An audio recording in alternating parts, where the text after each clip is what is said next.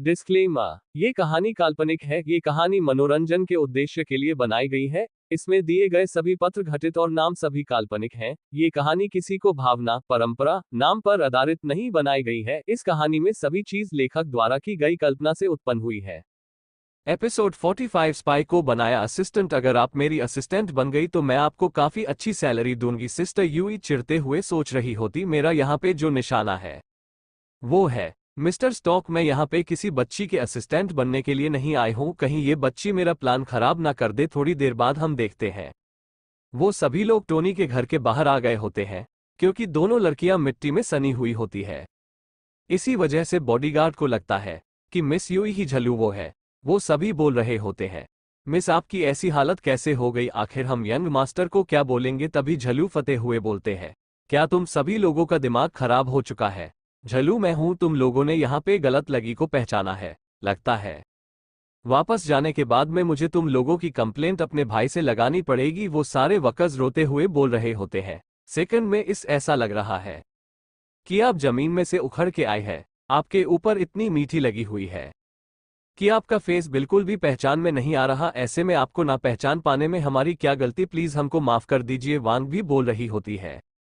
झलू वो शांत हो जाओ, वांग यूई को देखते हुए बोल रही होती है। भले इस लड़की के ऊपर काफी सारी मिट्टी लगी हुई है इस वक्त, लेकिन ये लड़की काफी ज्यादा सुंदर है और देख के ऐसा लग रहा है कि ये भी मेरे ब्रदर के पीछे है। सच में मेरा भाई तो शानदार है, वही जो मिस झलू है बिल्कुल ही मेरे भाई की तरह है। टोनी मान से बोल रहा होता है, क्या तुमने अपना होमवर्क कर लिया? साथ ही टोनी सोच रहा होता है, जितनी बार मैं इस बच्ची को देखता हूँ यह मुझे काफी ज्यादा प्यारी लगती है। काश से मुझे बचपन में मिल गई होती। वांग टोनी को गले लगाते हुए बोल रही होती है, ब्रदर आप काफी ज्यादा अच्छे हैं। आप तो मेरे दो भाभियां ढूंढ के लेके आ गए, वो भी एक ही दिन के अंदर। टोनी बोल रहा होता है, तुम यहाँ पे कैसी बातें कर रही हो? झलू वो भी बोल रही होती है, वांग तुम कैसी बातें कर रही हो? ये जो लड़की हमारे साथ में आई है वो हमें रास्ते में मिली थी, यह कोई तुम्हारी भाभी नहीं है। यूई भी बोल रही होती है, हाँ मैं आज पहली बार आपके भाई से मिली हूँ। वांग सोच रही होती, तुम लोग मेरे घर में आ रहे हो रहने के लिए और बोल रहे हो कि तुम लोग को मेरे भाई से कोई फर्क नहीं पड़ता। आगे वो सभी लोग घर के अंदर आ गए होते हैं। झलू वो बोल रही होती है, सिस्टर यू आपको गिरकर चोट लग गई थी, अब मैं आपको मेडिसिन लगा देती हूँ। यूं ही बोल रही होती है, बिल्कुल भी सही नहीं है, मैं ये काम खुद कर लूंगी। झलू वो बोल रही होती है, आप डर क्यों रही हैं?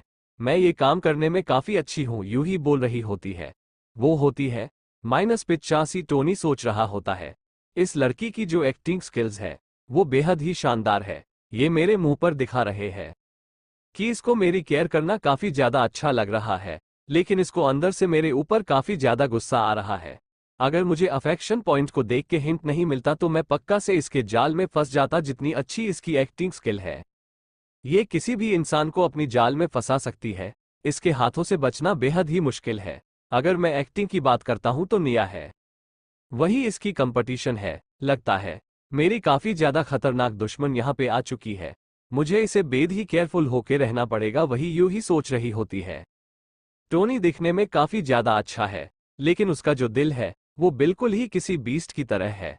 जो माँ क्यूम ही थी वो उसकी रियल मॉम नहीं थी, क्योंकि वो बच्चे पैदा नहीं कर सकती। इसका मतलब यह जो टोनी है और ये लड़की है, ये दोनों असली भाई बहन नहीं है।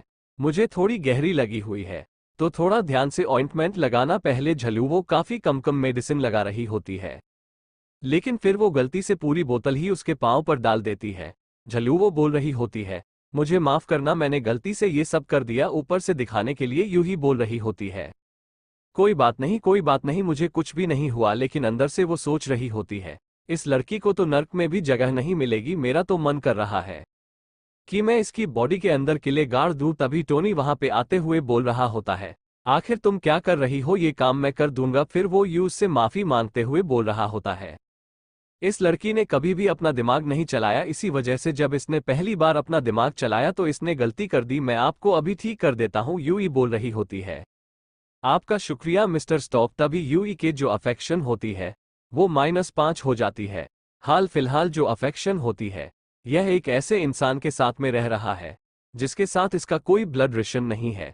पता नहीं इसको ये क्यों रख रहा है। पक्का इसके इंटेंशन काफी ज्यादा बुरे होंगे, तुम बस में वेट करो टोनी स्टॉक, मैं तुम्हारी रियलिटी को सामने लेके आऊंगी और तुम्हें बैंकेट करके दिखाऊंगी। झलू वो बोल रही होती है। सिस्टर, बैंडेज करने के बाद में हम लोग शावर लेंगे, आधे घंटे बाद हम देखते हैं। यूं ही नए कपड़े पहन के बाहर आ गई होती है। सारे बॉडीगार्ड्स का हालत काफी ज्यादा खराब हो गई होती है यूई को देख के, जहां तक कि टोनी भी सोच रहा होता है ये लड़की काफी ज्यादा शानदार है। वान भी बोल रही होती है, सिटर आप काफी ज्यादा सुंदर हो। टोनी सोच रहा होता है, मुझे पता ये दोनों ही काफी ज्यादा सुंदर दिखती है। जो झेल है काफी ज्यादा बबली और चार्मिंग है, वहीं जो है वो काफी ज्यादा बोल्ड और कूल है। हर मायने से वो इक्वल है। यूही भी सोच रही होती है, टोनी की आंखें काफी ज्यादा शानदार है, यहां तक कि इसकी जो बहन है वो भी काफी ज्यादा अच्छी दिखती है। यूही बोल रही होती है, वांग तुम काफी अच्छी दिखती हो। वांग बोल रही होती है, आप मुझसे मजाक मत करिए, आप सबसे ज्यादा अच्छी दिखती हैं। टोनी बोल रहा होता है, मिस यूई कैसा रहेगा अगर आप मेरी पर्सनल सेक्रेटरी बन जाए, आप इस काम में काफी अच्छे जमगी। यूई बोल रही होती है, पर अचानक से ये नया काम, साथ ही यूही सोच रही होती मुझे यही चाहिए था, मुझे पता ये मेरी ब्यूटी में ट्रैप हो जाएगा। यूही बोल रही होती है, मिस्टर स्टॉक हमेशा से ही मेरे लिए काफी अच्छे रहे हैं, आपने मेरी जान बचाई और मुझे नौकरी भी ऑफर करी, मैं इतनी भी बुरी नहीं हूं कि मैं आपको हर बार मना कर दूं। टोनी बोल रहा होता है, टेंशन मत लो, ये काम इतना भी मुश्किल नहीं होने वाला, मेरे हिसाब से तुम्हारे लिए ये काम काफी ज्यादा आराम का होगा, लेकिन जॉब को ज्वाइन करने से पहले तुम्हें एक स्पेशल मिशन को कंप्लीट करना होगा। यूही घबराते हुए बोलते, कैसा स्पेशल मिशन? साथ ही यूही सोच रही होती है, कहीं ये बंदा मेरे साथ में कोई ठग काम करने के लिए तो नहीं सोच रहा ना। टोनी स्टॉक जूई को अपने घर पर लेके आ गया होता है। जब वो जूई का बैंडेज कर रहा होता है तभी जूई का जो अफेक्शन होता है वो -85 हो जाता है। टोनी सोच रहा होता है, इसकी एक्टिंग इसके लिए एकदम नहीं इतनी अच्छी है और यह मुझसे काफी ज्यादा नफरत भी करती है, पक्का से यह मेरी कोई बहुत ही बड़ी दुश्मन है। वहीं जूई सोच रही होती है, टोनी की जो मदर थी, मां का हुई वह मदर नहीं बन सकती थी, इसका मतलब टोनी स्टॉक और उसकी बहन रियल भाई बहन नहीं है। पता नहीं अपनी बहन को यहाँ पे किस इंटेंशन से रखता है। मुझे इस टोनी स्टार की रिलेटिव को सभी के सामने लेके आना ही होगा। जूई के कपड़े चेंज करने के बाद में टोनी उसे असिस्टेंट बनने का ऑफर देता है। जूई सोच रही होती है, मुझे यही तो मौका चाहिए था। फिर जूई असिस्टेंट बनने के लिए एग्री कर जाती है। टोनी बोल रहा होता है, ज्वाइन करने से पहले तुम्हें एक स्पेशल मिशन को कंप्लीट करना होगा। जूई सोच रही होती है, स्पेशल मिशन? आखिर थर्की मुझसे क्या करवाना चाहता है? लिनिया छत पर जाते हुए बोल रहा होता है, मुझे फॉलो करो। टोनी को फॉलो करते हुए जूई सोच रही होते, चाहे मुझे कुछ भी करना पड़े मैं करूंगी और मैं इसके असिस्टेंट बन के रहूंगी। मैंने यहां तक पहुंचने के लिए बहुत बहुत ज्यादा मेहनत करी है। बचपन से ही बहुत सारे कैंडिडेट्स ली फैमिली में ज्वाइन करने के लिए मेहनत कर रहे थे। हम सभी ने बहुत ज्यादा मेहनत करी, हम सभी का मेन गोल था ली फैमिली को भरोसे को पाना और यंग मास्टर ली के लिए काम करना। इस बात से कोई फर्क नहीं पड़ता कि टास्क कितना ज्यादा मुश्किल हो, चाहे जान खोनी पड़े या इज्जत, में इसके लिए कुछ भी करूंगी। मैं इस बेकार से टोनी का टच जीत के रहूंगी। आगे वो लोग छत वाले कमरे में आ गए होते हैं। जूई बोल रही होती है, बॉस मुझे बताए कि आखिर मुझे क्या काम करना है। वहां जो टोनी होता है वो वहां पे काफी ज्यादा एरोगेंटली बैठा होता है। टोनी बोल रहा होता है, मुझे अपना बैंक अकाउंट नंबर दो। जूई कार्ड निकालते हुए बोलती है, हाँ मैं आपको अभी देती हूँ। साथ ही जूई सोच रही होती है, बैंक अकाउंट नंबर लगता है, इसको मेरे अकाउंट नंबर से मेरे बारे में पता लगाना है, लेकिन मैंने ऐसे बहुत सारे मिशन कर रखे हैं, इसी वजह से मुझे पता है कि आखिर यहाँ पे क्या होता है। मैंने एक नया अकाउंट खुलवा लिया था, इसके अंदर जितनी भी इंफॉर्मेशन वो एकदम क्लियर है, कोई भी नहीं बता सकता कि मैं ली फैमिली से कनेक्टेड हूँ। इसका यूज करते हुए इसको कुछ भी पता नहीं चलने वाला। तभी जई के फोन पे मैसेज आता है। जई मैसेज देखते हुए बोल रही होती है, क्या $1 मिलियन? आखिर इतने सारे पैसे किसने भेज दिए? लगता है टोनी मुझे पैसे देके के देखना चाहता है। एपिसोड 46 स्पाई को बनाया असिस्टेंट पार्ट 1। आखिर मैं लॉयल हूं कि नहीं? जूई घबराते हुए बोल रही होती है, बॉस आपके ये पैसे? टोनी बोल रहा होता है, तुम्हारा मिशन है इस पूरे 100 मिलियन को एक दिन के अंदर खर्च करना। अगर तुम्हारे पास में कल के इस टाइम तक एक ही पैसा बच गया तो तुम इस टेस्ट को फेल कर जाओगी। अगर तुम टेस्ट फेल कर गई तो तुम मेरे लिए काम नहीं कर सकती। जूई सोच रही होती है, यहाँ पे इसने मुझे $100 मिलियन ऐसे ट्रांसफर कर दिए जैसे कि ये ₹1 हो। सच में टोनी स्टॉक तुम काफी ज्यादा अमेजिंग हो। नहीं नहीं मैं गलत समझ रही हूँ, यह अमेजिंग नहीं बल्कि ये तो चालाक इंसान है। इसका ये सब करने के पीछे एक बहुत ही बड़ा रीजन होगा जो कि यह किसी को भी नहीं बता रहा। ये टास्क बिल्कुल भी आसान नहीं होने वाला, लेकिन आखिर इसका प्लान क्या हो सकता है? क्या ये कोई ट्रैप है या मुझे टेस्ट कर रहा है? आखिर मैं क्या करूं और कैसे करूं? मुझे कभी भी ट्रेनिंग ग्राउंड में बताया ही नहीं गया कि आखिर मैं $100 मिलियन डॉलर को कैसे खर्च करूं, क्योंकि शायद इस दुनिया में किसी के पास में इतना सारा पैसा होगा जो कि अपने एम्प्लॉय को खर्च करने के लिए इतना सारा पैसा दे दे। टोनी बोल रहा होता है। ठीक है, मैंने तुम्हारा मिशन तुम्हें दे दिया है। कल तुम मुझे इस टाइम तक रिजल्ट बताना कि आखिर तुमने क्या किया और क्या नहीं। एक बात ध्यान रखना, तुम बाकी किसी को भी इनसाइड जो के बारे में नहीं बता सकती। अगर तुम किसी को भी इनसाइड जो के बारे में बताया तो तुम फेल हो जाओगी। टोनी सोच रहा होता है। $100 मिलियन देके मैंने अपनी सेक्रेटरी को काफी ज्यादा कंफ्यूज कर दिया है। ये समझ ही नहीं पा रही होगी कि आखिर ये $100 मिलियन का क्या करे। मुझे ये तो नहीं पता कि आखिर इसको यहाँ पे भेजने वाला कौन है, या फिर ऐसी कौन सी फैमिली है जिसको मुझसे नफरत है। लेकिन जो भी हो, मैं उस फैमिली को उसकी औकात दिखा के रहूंगा। अपनी बातों को पूरा करने के बाद में टोनी नीचे आ गया होता है। टोनी को देखने के बाद में वांग बोल रही होती है, ब्रदर क्या आपने सिस्टर जूई को उनका टास्क दे दिया, और क्या आप उस टास्क के बारे में मुझे बता सकते हैं? मैं प्रॉमिस करती हूँ मैं किसी को भी नहीं बताऊंगी। नी वांग के सर पे हिट करते हुए बोल रहा होता है। हर चीज बच्चों को नहीं बताई जाती और तुम्हें इतने सवाल भी नहीं करने चाहिए। वैसे तैयार हो जाना, हम सभी लोगों को दोपहर में बाहर जाना है और तुम्हें मैंने जमीनों के बारे में बात करने के लिए कहा था। विलेज चीफ से क्या तुमने बात करी? वांग बोल रही होती है। मैंने विलेज पार्टी सेक्रेटरी से बात करी। उन्होंने मुझे कहा कि मैं पहले जाके अंकल और आंटी से बात करूं ताकि मैं अपनी सही जमीन को बेच सकूं। वैसे ब्रदर हम आफ्टरनून में कहाँ बाहर जा रहे हैं? टोनी बोल रहा होता है, मैं सिटी जा रहा हूं दोपहर के वक्त। जूई सोच रही होती है, ये लोग जमीन खरीदने और बेचने के बारे में बात कर रहे हैं, कहीं ऐसा फिल्म सिटी से रिलेटेड तो नहीं है? ना फिलहाल जितने भी लोग हैं वो नन सिटी के नॉर्थ में जा रहे हैं जमीनें खरीदने के लिए, और वहां की प्राइसेस काफी ज्यादा बढ़ गई है। लेकिन सभी लोगों ने साउथ वाले हिस्से को इग्नोर कर दिया जो कि टोनी स्टार का गांव भी है। लगता है इस बंदे का प्लान है ईस्ट और वेस्ट के अंदर फिल्म सिटी बनाने का। जो जगह इसको पसंद है वह है ईस्ट और वेस्ट, ना कि नॉर्थ और साउथ। अभी जितने भी लोग हैं वो लोग नॉर्थ और साउथ में इन्वेस्ट कर रहे हैं और वहां के जो प्राइस है वो काफी ज्यादा बढ़ भी गए हैं। लेकिन जब वह पे सब कुछ प्रोग्रेस हो गया होगा तब वहां के लोगों को पता चलेगा कि यहाँ पे कुछ बनने वाला ही नहीं है। जो फिल्म सिटी है वो तो ईस्ट और वेस्ट में बगई, इससे बहुत सारे अमीर फेलो अपनी प्रॉपर्टी को खो देंगे और कितने लोग तो अपनी जान भी खोए। लेकिन टोनी तुम्हारा ये प्लान खराब हो चुका है, क्योंकि इसके बारे में मुझे पता चल गया। अब तुम्हारी जिंदगी काफी ज्यादा बेकार होने वाली है। तुम कभी भी खुश नहीं रह पाओगे। इस बार लीन और ली फैमिली ने हाथ मिला लिया है तो तुम्हें इसके नतीजे तो भुगतने ही पड़ेंगे। दोपहर के वक्त वांग बोल रही होती है, बद क्या मैं आपके साथ में सिटी चल सकती हूँ? टोनी बोल रहा होता, वैसे तो हम लोग बाहर जाने वाले थे ना, तुम्हें सिटी जाके क्या करना है? वांग बोल रही होती है, मुझे कुछ कपड़े खरीदने हैं अपने लिए। लिनियन सोच रहा होता है, कब से झलू के साथ में रह रही है और झलू वो एकदम नए और ट्रेंडिंग कपड़े पहनती है, लेकिन वही मेरी बहन अपनी मम्मी के कपड़े पहन रही है जो कि बहुत ही पुराने पुराने हैं। मैं समझ सकता हूँ कि इसको झली के कपड़े देख के काफी ज्यादा बुरा लगता होगा। सच में मैंने बहुत ही बड़ी गलती कर दी, इसको अभी तक कपड़े ना दिला के। टोनी मान के सर पे हाथ रखते हुए बोलता है, इसमें कोई प्रॉब्लम नहीं है, तुम्हें जो भी कपड़े खरीदने हैं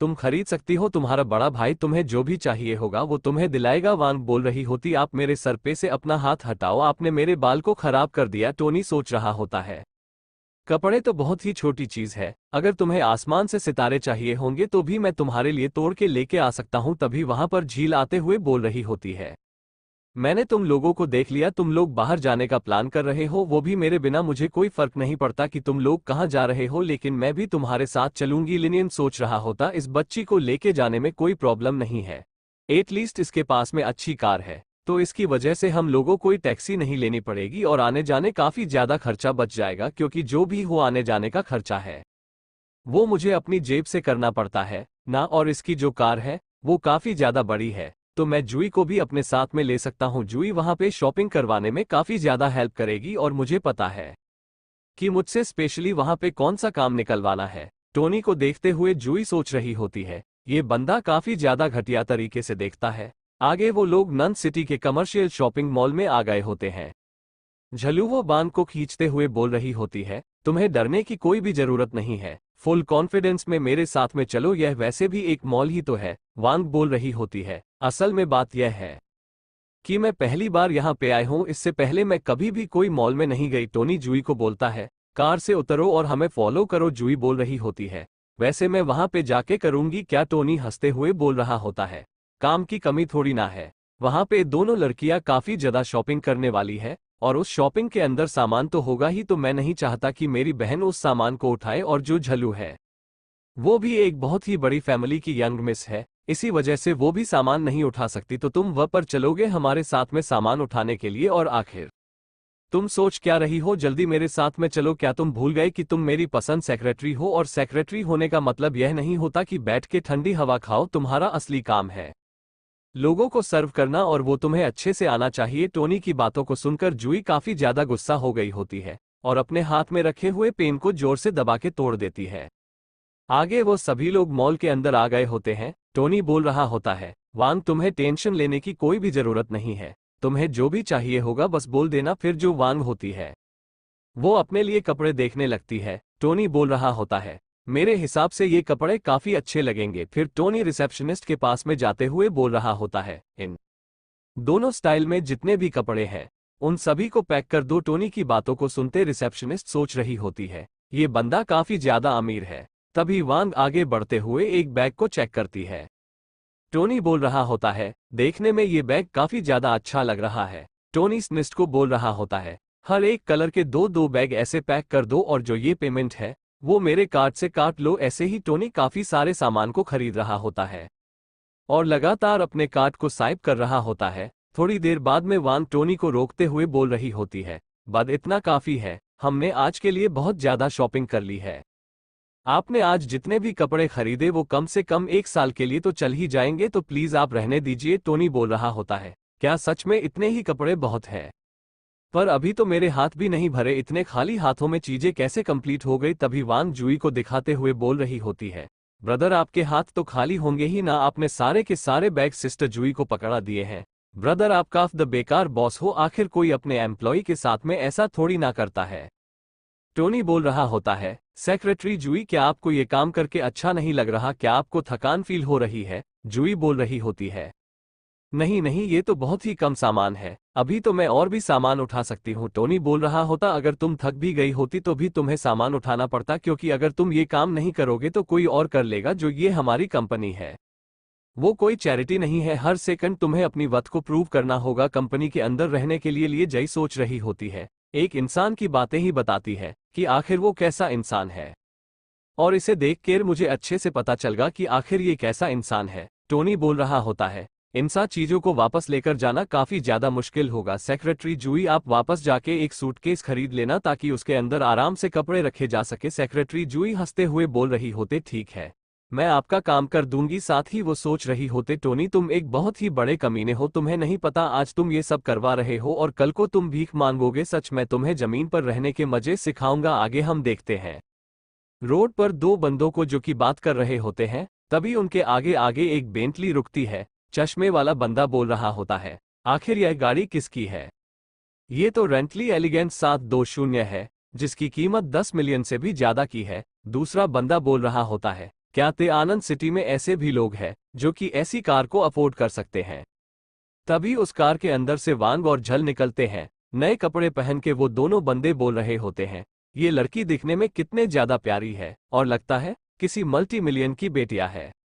ऐसे लड़के को पाने का तो हम कभी खा भी नहीं दे सकते। लेकिन जो ये बंदा गाड़ी से बाहर निकला इसको देख के ऐसा लग रहा है कि हम लोगों ने इसको कहीं देखा है, पर ये जो भी बंदा हम इसको पहचान नहीं पा रहे हैं, क्योंकि हमारी पहचान में ऐसा कोई हो ही नहीं सकता जो कि रेंटली चलाता हो। ये पक्का कोई बहुत ज्यादा फेमस या अमीर आदमी होगा। तभी टोनी बोलता है, भैया और ची ये तुम लोग हो ना? वो दोनों ही बंदे काफी ज्यादा शॉक्ड हो गए होते हैं। वो चश्मे वाला बंदा बोल रहा होता है, क्या तुम टोनी हो? दूसरा वाला बंदा बोल रहा होता है, क्या तुम टोनी हो? तुम तो काफी ज्यादा औसम हो गए यार, तुम इतना ज्यादा अमीर हो चुके हो कि तुम एक रेंटली चला पा रहे हो। तभी साइड से एक बंदा बोल रहा होता है, रेंटली चलाना कोई मजाक की बात नहीं है, क्या तुम लोग को सच में लगता है? रेंटली चलाना कोई मजाक की बात नहीं है, क्या तुम लोग को सच में लगता है कि यह बंदा अपने दम पे रेंटली खरीद सकता है? ये कार इसकी नहीं है, ये झूठ बोल रहा है। हम देखते वहां पे झेंग जियाओ आया होता है। इसी प्रकार का वीडियो सुनने के लिए हमारे चैनल को सब्सक्राइब करें और लाइक कमेंट करना ना भूलें।